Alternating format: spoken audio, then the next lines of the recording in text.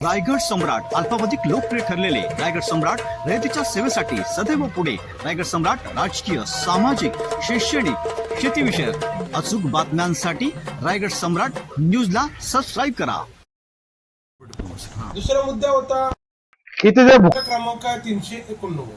इथे कुष्ठरोगी जे लोक आहेत त्यांना 9 जणांना त्याच्यामध्ये समाविष्ट करण्यासंदर्भात हा विषय होता आणि या विषयामध्ये मी त्यांच्या निर्देशनात का आणून दिली का मी तिथे स्वतः पाहणी करायला गेलो.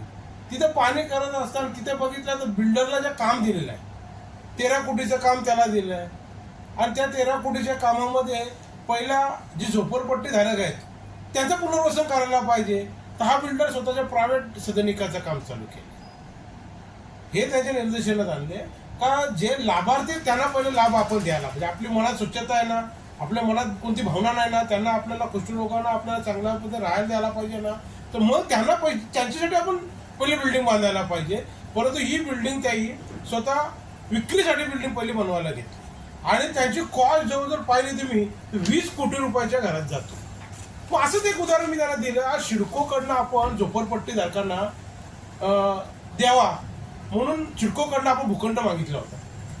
त्या भूखंडाची जवळजवळ 31 कोटी म्हणजे याच्याकडे 35 कोटी टोटल टॅक्स धरून 35 कोटी रुपये आपण 2023ला आपण महानगरपालिकेने दिले आणि तिथून भूखंड महानगरपालिकेला सिडकोने का अजूनपर्यंत दिलं नाही.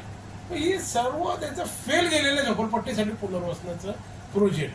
मग याच्यासाठी एक प्रश्न विचारला मी, मग ही जे तुम्ही 35 कोटी रुपये दिले आहेत याचं व्याज का आपल्याला मिळणार आहे का, आपल्याला जो भूखंड देणार आहेत का, याच्याबद्दल त्यांच्याकडे काही उत्तर नव्हते. म्हणजे अशा पद्धतीने फसवेगिरीने लोकांना फसवणूक सांगायचं, आपण झोपडपट्टी मुक्त करायचं आणि अशा प्रकारे लोकांची दिशाभूल करायची हे माझ्या मानसिकतेला पटलं नाही. मी त्यांना त्या क्षणी सांगितलं आम्हाला सर्व झोपडपट्टीवाल्यांना निवास द्यायचा आहे, या मताचा आम्ही आहोत. आमची आघाडी या मताची आहे. कुष्ठरोगित लोकांना सुद्धा 100% न्याय मिळाला पाहिजे या मताचा आम्ही आहोत.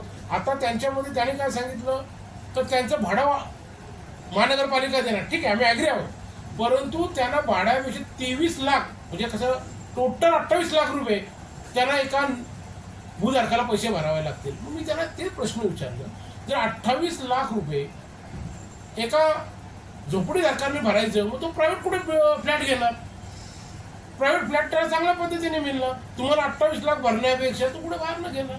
कन्स्ट्रक्शन कॉस्ट प्रमाणे जर कॅल्क्युलेशन केलं तर तेवढा येतो. त्याच्यामधून त्याला सबसिडी काय मिळणार 2.5 लाख पंतप्रधान निधी, 1.5 लाख रुपये कुष्ठरोगांचं अनुदान म्हणून मुख्यमंत्री योजना म्हणून अशा पद्धतीने ही त्यांच्या निर्देशनात आणून दिले. आणि दुसरी गोष्ट जो गोषवारा आहे या गोषवाऱ्यामध्ये पंतप्रधान आवास योजनेचं नाव टाकलेलं आहे. खरं म्हणजे पंतप्रधान आवास योजना नाही, ही मुख्यमंत्री आवास योजना आहे.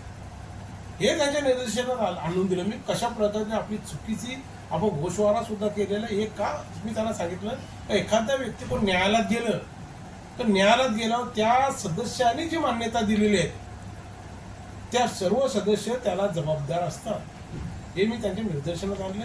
अशा प्रकारे या सभेमध्ये योग्य पद्धतीने हे नव्हतं, त्यामुळे आम्ही त्याच्याबद्दल आमची भूमिका पक्षातर्फे मांडली. 35 कोटी जी आता ती जमा करायची त्याच्यावर काय निर्णय झाला पालिकेचा? आज 35 कोटी रुपये महानगरपालिकेने सिडकोचे सर्वे नंबर 33 आणि सर्वे नंबर नंतर 59 देतो आसुरगावला. याच्याबद्दल काहीच नाही. तर भूखंड वेळा बनवला सिडकोनी महानगरपालिकेला.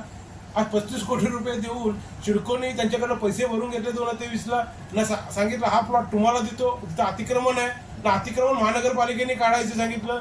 परंतु तिथं महानगरपालिकांनी पाहायला गेलं तर ती तशी पाहिलं ती तशी प्लॉट हा दुसराच आहे.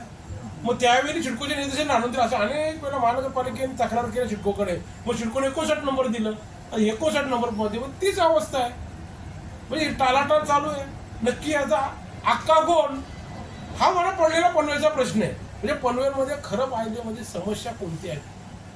मी घेतलेले प्रश्न आहेत की इथले 51 शाळेतले जे विद्यार्थी आहेत त्यांना जिल्हा परिषद त्यांना इथेशी विद्यार्थ्यांना इथेशी स्थान मिळायला पाहिजे. तिथे शिक्षणासाठी आज देऊला मंदिरांमध्ये विद्यार्थी बसतात. त्या 51 विद्यार्थ्यांना शिक्षणासाठी मिळाला म्हणून प्रस्ताव सूचना घेतली होती, परंतु ती महानगरपालिकेमध्ये यावेळी घेतली नाही. टॅक्सचा प्रश्न फार महत्त्वाचा आहे. लोकांना इथं अभय योजना राबवून द्या ही मान्य सरकारला सांगितले, परंतु त्याला सुद्धा तयार होत नाही, जेणेकरून मुंबईसारखी महानगरपालिका आज 600 स्क्वेअर फूट पुराणं घर माफ करतोय. नवी मुंबई महानगरपालिकेने 500 स्क्वेअर फुटाला घर माफ करण्याचा प्रस्ताव पाठवला. आपण पाठवा पुणे महानगरपालिकेला. मी म्हणतो तुमच्याकडनं पाठवा. अरुण म्हात्रेंनी तुम्हाला प्रस्ताव दिले असेल, तुमच्याकडनं पाठवा. 17,000 फ्लॅट धारक आणि ग्रामीण भागातल्या घरांना त्यांना लाभ मिळणार. या योजना आपण देऊ शकतो आणि करावी अशी आमची मागणी आहे. या गोष्टीने मी प्रश्न मांडले आणि याच्या समोर मी माझ्या विरोधी पक्षनेता या पद्धतीने मांडणी केली. आणि महत्वाचं म्हणजे योग्य वेळी आणि वेळोवेळी मला बिलकुल माझ्या कागदपत्रकाची माहिती देत नाहीत. काय ते प्रशासन घाबरलंय का काय मला माहिती नाही. नक्की मला आता ह्याच्या पुढे आणखी एक दौऱ्यामध्येही दाखवणार मी आणखी ह्याच्यामध्ये कोणती अनियमितता आहे, कसे कामामध्ये या चोऱ्या केल्या जातात, कशा पद्धतीने नियमवाली पाहत नाही, हे पुढच्या आठवड्यामध्ये मी 100%